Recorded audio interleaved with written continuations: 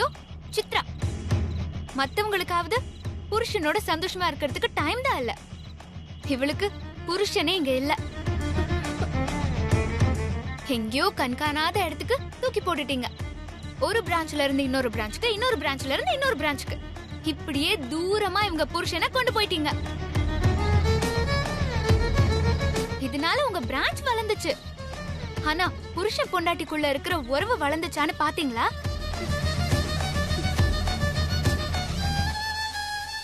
சித்ரா கிட்ட ஒரு நாளாவது உன்னோட ஆசை என்ன, லட்சியம் என்னன்னு கேட்டிருக்கீங்களா?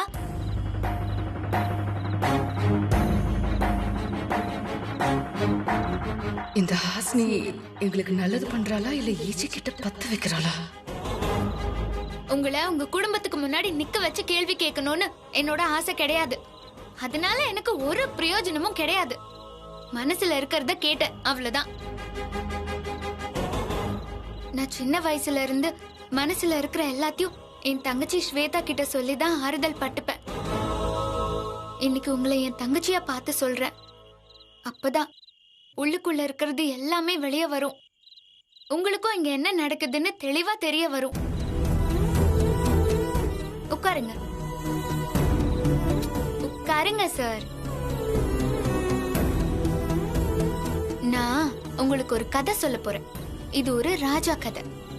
அந்த ராஜா பேரு ஹிட்லர். அந்த ராஜாவுக்கு 3 மகன்கள் 3 மருமகளுங்கள். அவங்க எல்லாருக்கும் ராஜா சொல்றதுதான் வேத வாக்கு. மறு வார்த்தையே பேசாத வாரிசுகள், நிமிர்ந்து கூட பார்க்காத மருமகளுங்க. போக போக ஹிட்லர் ராஜாவுக்கு ஒரு யோசனை வருது.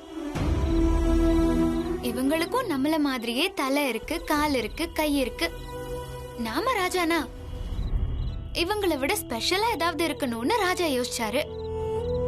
அப்படி எதுவுமே இல்லாததால மகன்கள் மருமகள்களுக்கு ஏதாவது ஒரு குறையை ஏற்படுத்தினா நம்ம ஸ்பெஷல் ஆயிடலாமேன்னு 6 பேரோட கதையும் அடைக்க சொல்லி குறையாக்கிட்டாரு.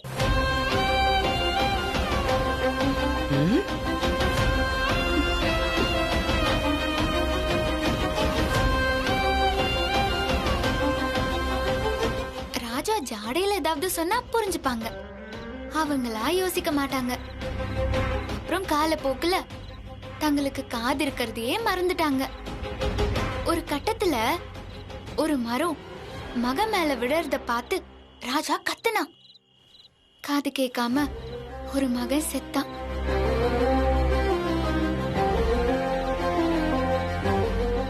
ஒரு நாள் மருமக சோகத்துல விஷத்தை குடிக்கிறேன்னு சொன்னப்போ ராஜா வேண்டான்னு சொன்னத குடிக்க சொன்னதா தப்பா புரிஞ்சுக்கிட்டு மருமகளும் செத்தா.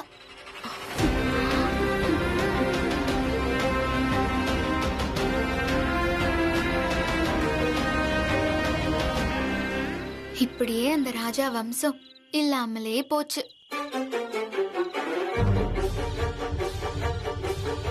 இந்த கதை மூலமா நான் சொல்ல வர்றது என்னன்னா, தான் மட்டும்தான் ரொம்ப ஸ்பெஷல்னு நினைக்கிறது ஆணவம். சொன்னதுக்காக கேள்வியே கேட்காம காதை அடைச்சுக்கிறது முட்டாள்தனம். இது இந்த வீட்டுக்கு ரொம்பவே பொருந்தும்.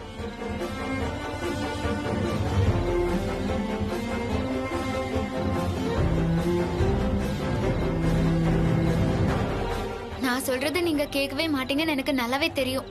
ஏன்னா நீங்க ஒரு ஹிட்லர். சாரி, ஹிட்லர் மாதிரி உங்களை ரொம்ப ஸ்பெஷலா நினைச்சிட்டு இருக்கிற சாதாரண ஆளு. அதனால நீங்க யார் பேச்சையும் கேட்க மாட்டீங்க. நீங்க பேசுறதா வேதம், நீங்க போடுறதா ரூல்.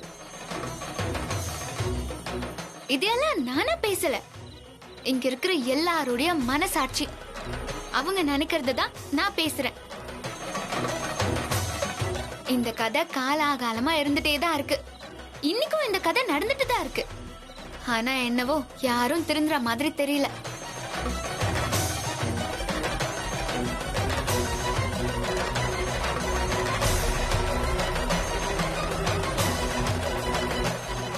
தேங்க்ஸ்.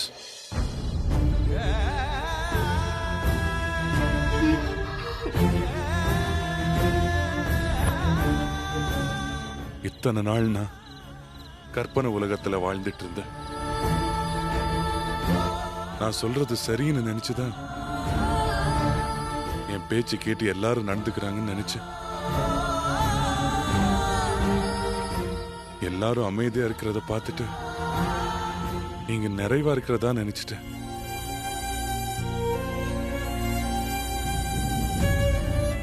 ஆனா இங்க இருக்கிற யாருமே சந்தோஷமா இல்ல.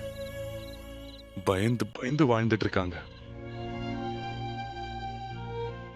அதுக்கு காரணம் நான் தான்.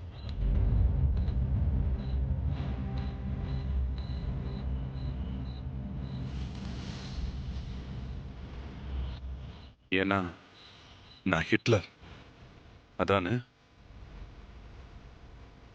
நீங்க எல்லாரும் சந்தோஷமா இருக்கணும்னா என்ன செய்யணும்னு எனக்கு தெரியல. உனக்கு தெரிஞ்சதுன்னா நீ செய்.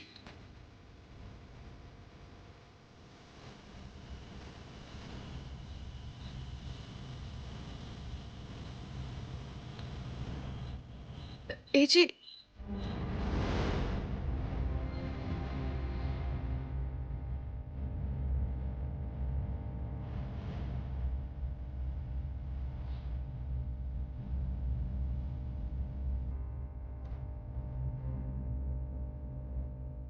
இது இந்த வீட்டோட பொறுப்பு.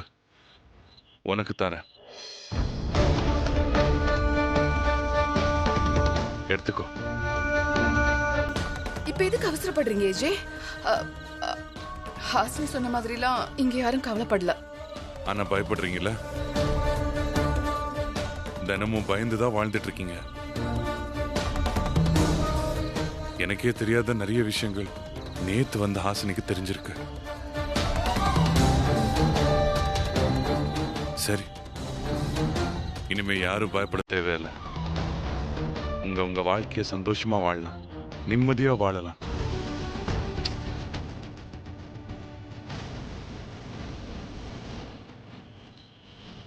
உங்களுக்கு ஏதாவது தேவைப்பட்டா ஹாசினி கிட்ட கேட்கலாம். நான் தள்ளி நினைக்கிறேன். இந்த மாதிரி கொடுமைப்படுத்துற வேலை எனக்கு வேணாம்.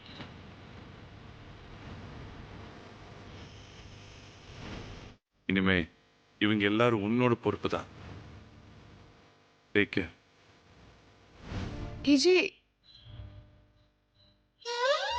ஐயோ, இதெல்லாம் டெரர் பீப்புள்ஸ் வாழ்ற திகில் பங்களாவாச்சு. இதோட சாவி எனக்கு எதுக்கு?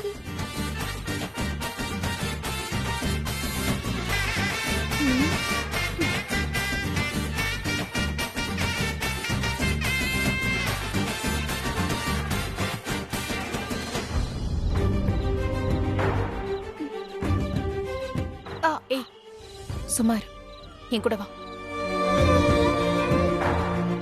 ஹாசினி, என்ன காரியம் செஞ்சுட்டேன்? வருத்தப்பட்டு போறது என் பையன். அவன் வருத்தப்பட்டா என்னால தாங்க முடியாதுமா. இருந்தாலும் இந்த வீட்டுல இருக்கிறவங்க சந்தோஷத்துக்காக நீ பேசினதுல கொஞ்சம் விஷயம் இருக்கு. அதனால உன்னை மாஃப் கர்த்தி ஹூம், இல்லைன்னா குத்தி இருப்பேன். ஐயோ, இந்த ஜெயம்மா வேற. இத வச்சுக்கிட்டு நான் என்னதான் பண்ண போறேனோ? ஆண்டவா, நீதான் என்ன பாத்துக்கணும்.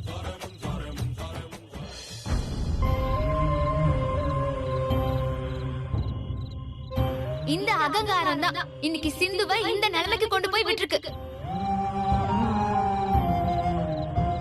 உங்க சந்தோஷத்துக்காக இவங்க சந்தோஷத்தை காவ கொடுத்துட்டாங்க.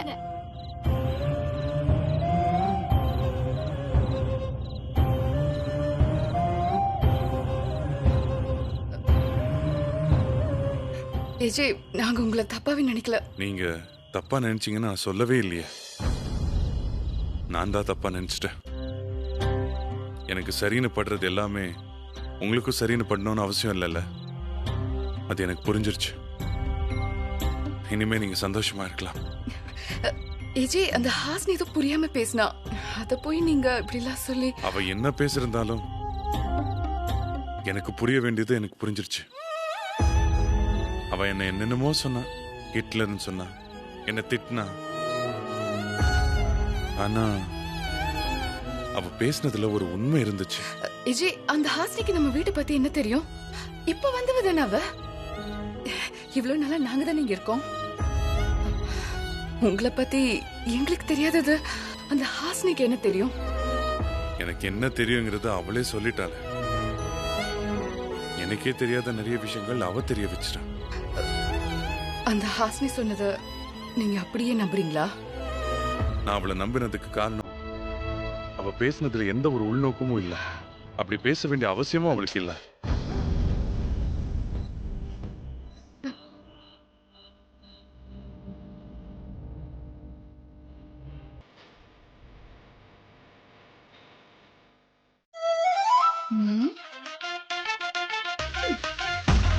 இந்த சாவி கொத்து வச்சுக்கிட்டு நான் என்ன பண்றது?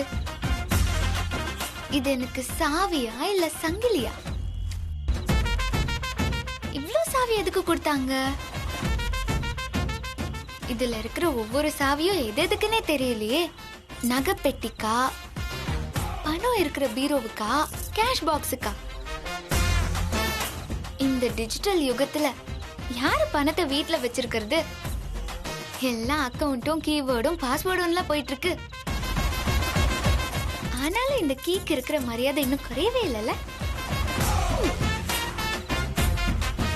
ஏய், என்ன பண்ணி வச்சிருக்க? நான் சாப்பிடறதுக்குலாம் எதுவும் பண்ணல. ஹோட்டல் ஆர்டர் பண்ணி சாப்பிட்டுக்கோங்க. நான் அதை கேட்கல. எல்லார் முன்னாடியும் எங்களை பத்தி பேசினியே, அத சொன்ன. எங்களை பத்தி யார் உன்னை பேச சொன்னா? எங்களை பத்தி சொல்லுன்னு உன்கிட்ட நாங்க கெஞ்சணுமா? நாங்க என்னமோ கஷ்டப்படுற மாதிரி ஏஜே கிட்ட சீன் போடுற? நான் சீனியும் போடல, பானையும் போடல. நான் சொன்னதுல உண்மை இருந்துச்சா இல்லையா? உண்மை இருக்கிறதுனால தானே ஏஜேவே உணர்ந்து ஒத்துக்கிட்டாரு. யார் ஒத்துக்கிட்டாலும் அது உண்மையாயிடுமா? நாங்க ஏதாவது எங்க வாயில சொன்னோமா? நாங்கன்னு வாய்க்கு வாய் பேசுறீங்களே, அது யாரு? மாயாவும் சித்ராவும் தானே. அவங்களே நான் பேசினதுக்கு எந்த அப்செக்ஷனும் பண்ணல. அவங்க முகமே அது சொல்லிடுச்சே. ஆமா, உண்மைதான். நல்ல வேலை இத ஹாசினியாவது சொன்னாலேன்னு அவங்க சந்தோஷம் தான் பட்டாங்க. ஏய், வாய மூடு. ஏஜே உன்னை கேள்வி கேட்டாருன்ற கோவத்துல எங்க எல்லாரையும் ஏன் கோத்து விடுற? நான் ஒன்னும் யாரையும் கோத்து விடுற கேவலமான வேலையை ஒன்னும் செய்யல. நான் யதார்த்தமா இந்த வீட்ல இருக்கிற நிலைமையை தானே சொன்னேன். வேணும்னா சொல்லுங்க. நான் இப்பவே போய் ஏஜே கிட்ட உங்க மூத்த மருமக இத அக்செப்ட் பண்ணிக்கலையா, அதனால நீங்க சொல்றத கேட்டு எப்பவும் போல பூம்பு மாடு மாதிரி தலையாட்டுவாங்கன்னு சொல்லிடவா? இல்ல நான் மருமகளுங்க பத்தி சொன்னதையெல்லாம் எரேசர் வச்சு அழிச்சிடுவா? நீங்களே சொல்லுங்க. ஜெயமாக்கு மருமக மாதிரியா நீ பேசுற?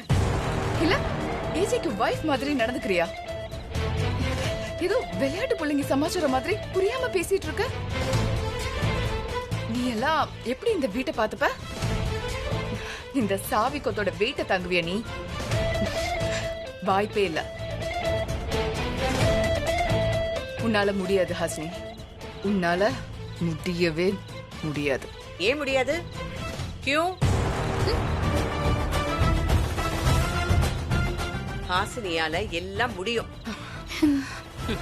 பொதுவா மாமியார் தான் மருமக கையில சாவியை தரலாமா வேண்டாமான்னு யோசிப்பாங்க. ஆனா இங்க என்னடானா மருமகளுங்க மாமியார் சாவியை வச்சிருக்க ஒத்துக்க மாட்டேங்கிறீங்க. இந்த வீட்டோட எல்லா அதிகாரமும் யாருக்கிட்ட இருக்கணும்னு மேல இருக்கிறவன் தான் முடிவு பண்ணான். அத ஏஜே கன்ஃபார்ம் பண்ணான். இதுல துமாரா ப்ராப்ளம் கியா ஹே? என்ன பிரச்சனை உனக்கு? எனக்கு என்ன பிரச்சனை ஜெயமா? எல்லாம் சரியா நடந்தா நான் என்ன சொல்ல போறேன்? ஆனா ஆனா சரியா நடக்குதா? ஹாஸ்னியால எல்லாம் உருப்படியா செய்ய முடியுமா? ஏஜேவோட ஆர்டர் இந்த ஹாஸ்னியால தாங்க முடியுமா? ஏன் முடியாது? ஹாசினி மயக்கம் போட்டு விழுந்தாலும் விரதத்தை முடிக்கல. லக்ஷ்மி பூஜைக்கு தடை வந்தாலும் அதை ஒழுங்கா செஞ்சு முடிக்கல. லாபமே இல்லாத கேகே நகர் ரெஸ்டாரண்ட ப்ராஃபிட் பிரான்ச்சாவ மாத்தல.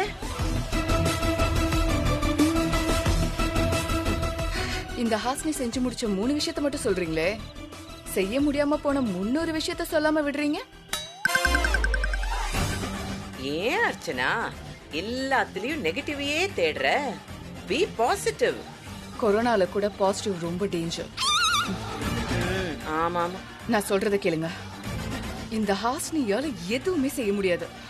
அந்த சாவியோட பொறுப்பே என்னன்னு அவளுக்கு தெரியாது ஜெயமா. அப்படியெல்லாம் ஒண்ணும் இல்ல. அவ ரொம்ப பொறுப்பா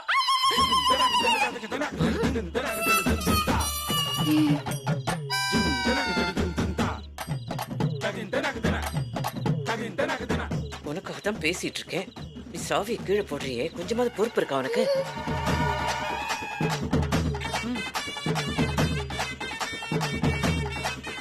அர்ச்சனா, பொறுப்பெல்லாம் தானா வருமா? இவ்வளவு பேசுறல்ல, உனக்கு பொறுப்பு இருக்கா? போலோ. நான் என்ன பண்ணேன் ஜெயமா? மாமியார அத்தைன்னு கூப்பிடாம ஹாசினின்னு கூப்பிடுற. உனக்கு பொறுப்பு இருக்கான்னு ஹாசினி உன்னை பார்த்து கேட்டா யாக்கறேங்க? ஜெயமா ப்ளீஸ், அது வேற இது வேற. அந்த சாவி ஹாசினி கையில இருக்கிறது கொஞ்சம் கூட சரியா தோணல. ஆ? இது என்னால ஒத்துக்கவே முடியாது. வேணும்னா அந்த சாவியை நீங்க வாங்கி வச்சுக்கோங்க. ஹாசினி இந்த வீட்டோட மருமக. சாவி அவ கையில இருக்கிறதா நியாயம். சரி, நடக்கிறது நடக்கட்டும். என்ன நடக்குதுன்னு நானும் பாக்குறேன். ஐயோ, என்ன சொல்ல? நீ பிறக்கும் போது இந்த வீட்டுக்கு மருமகளா வர்றதுக்காக பிறக்கல. பிறந்து வளர்ந்து சேர வேண்டிய நேரத்துல வந்து நீ சேர்ந்துட்ட. அந்த மாதிரிதான் ஹாசினியும். எல்லாம் நடக்க வேண்டிய டைம்ல தானா நடந்துரும். ஐயோ, உங்களை வச்சுக்கிட்டு நான் படுற பாடு இருக்கே. சும்மா சண்டை போடாத. சலோ சலோ. Be positive. கருத்துருவேன்.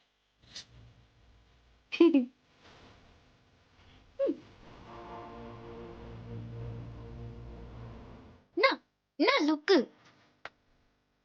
செலவுக்கு ஏதாவது பண்ண வேணுமா? இல்ல உங்களுக்கு ஏதாவது ஷாப்பிங் போகணுமா? வேணா. இல்ல மேக்கப் கிட்ட ஏதாவது வாங்கணுமா? எதுவா இருந்தாலும் தயங்காம கேளுங்க. யார்கிட்ட கேட்க போறீங்க? அத்தை கிட்ட தானே. அம்மா, தாயே, தெய்வமே, வேணும்னு கேளுங்க, நான் வாங்கி தரேன். லூசு லூசு. பார்த்து இடுப்பு சுலுக்கிக்க போகுது.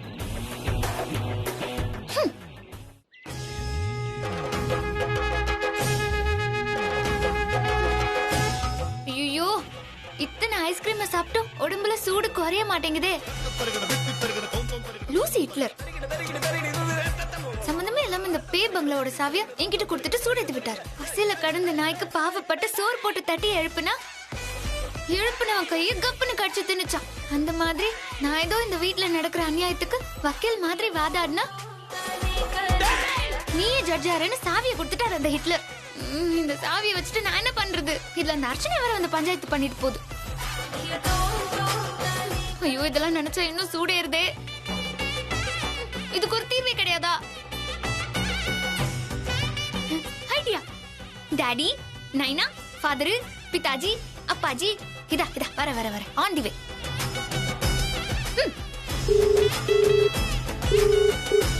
டாடி எடுங்க எடுங்க. ஹாசினி சொல்றா. டாடி நிறுத்தவே முடியல டாடி. அடடா, பிஞ்சு மாதுளங்காய அப்படியே சாப்பிடு, நின்றும். இல்லனா ஒன்னு செய்ய, கடுக்காய கரைச்சு குடி, கப்புன்னு நின்றும். கடுக்காயா? அது எதுக்கு நைனா? ஆமா, உனக்கு லூஸ் மோஷன் தானே? அது நிக்கிறதுக்கு தான் இந்த மருந்து சொன்னேன். லூஸ் மோஷனா? ஐயோ லூஸ் டாடி, நான் அத சொல்லல. நான் ஐஸ்கிரீம் சாப்பிடுறத நிறுத்தவே முடியலன்னு சொன்னேன். ஓஹோ, அப்படின்னா நீ டென்ஷன்ல இருக்கேன்னு அர்த்தம். ஆமா, நீ இது வரைக்கும் எத்தனை ஐஸ்கிரீம் சாப்பிட்டுருக்க? அது ஏகப்பட்டது போயிடுச்சு.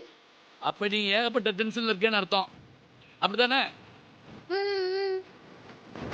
ஏம்மா, உனக்கு போய் டென்ஷன் வரலாமாமா? நீ யாரு? Hasini, the great Hasini. நீ டென்ஷனுக்கே பென்ஷன் கொடுக்குறவளாச்சே. டென்ஷன் இல்லாத வாழ்க்கை போர் அடிக்குமா? அதையும் பார்த்து நீ பயப்படுற. என்ஜாய் பண்ண. உன்னையே ஹீரோவா நினைச்சுக்கோ, டென்ஷனை வில்லனை நினைச்சுக்கோ. இப்ப சொல்லு, வில்லனை பார்த்து நீ பயப்படுவியா?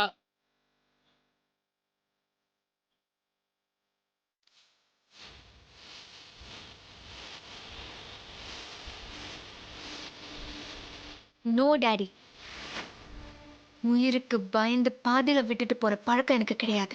என்னை பொறுத்த வரைக்கும் இறங்கிட்டா ஜெயிக்கணும், ஜெயிச்சே ஆகணும். சபாஸ். நான் ஜெயிப்பேன். ஏன்னா நான் தளபதியோட ரசிகை. அட்ராசக்க இப்பதான் நீ என் பொண்ணு. வில்லனை அடிச்சு போட்டு சும்மா தும்சம் பண்ணிடுவேன். அவ்வளவு பெரிய பங்களால அத்தனை பேருக்கு மத்தியில நீ இருந்தாலும் நான் உன்னை பத்தி கவலைப்படாம இருக்க காரணம் என்ன? உன்னோட கட்ஸ் தாமா. Correct daddy. நான் ஒரு வாட்டி முடிவு பண்ணிட்டேன்னா என் பேச்ச நானே கேட்க மாட்டேன். நீ எங்க இருந்தாலும் ராணிதாமா. ஒரு கை இல்லைன்னா மொத்த பலமும் இன்னொரு கைக்கு வரும்னு சொல்லுவாங்க. சின்ன வயசுல உனக்கு அம்மா இல்லாம போயிட்டதுனால நீ அம்மாவோட மொத்த உருவமா இருக்கிற. அம்மாவோட மொத்த பலமும் ஓன்ட்டதான் இருக்கு. நீ போய் ஒரி பண்ணிக்கலாமா? நீ சிங்கம், குனிஞ்சா அசிங்கம். சிங்க பெண்ணே நிமிந்து பார். வெயிட்டாரு. Thanks daddy. கையால அணைக்கட்டி தடுக்கிறதுக்கு நான் ஒன்னும் கால்வா இல்ல, காட்டாரு. இப்பதான் உடம்பு ஃபுல்லா ஏர் புடிச்ச மாதிரி ஸ்டெடியா இருக்கு. Thanks daddy. இனிமே நான் பாத்துக்கிறேன். Okay bye. Okay daddy. யாரு? என் பொண்ணாச்சே. இந்த ஏரியா, அந்த ஏரியா, அந்த இடம், இந்த இடம் எங்கேயுமே எனக்கு பயம் கிடையாது. ஏன்னா ஆல் ஏரியாவிலும் ஐயா கில்லிடா. என்னாலயா எதுவும் செய்ய முடியாது. நான் நினைச்சா என்ன வேணாலும் செய்வேன். சாவி கொத்தும் என் கையில, உங்க எல்லாரோட தலைமுடியும் என் கையில.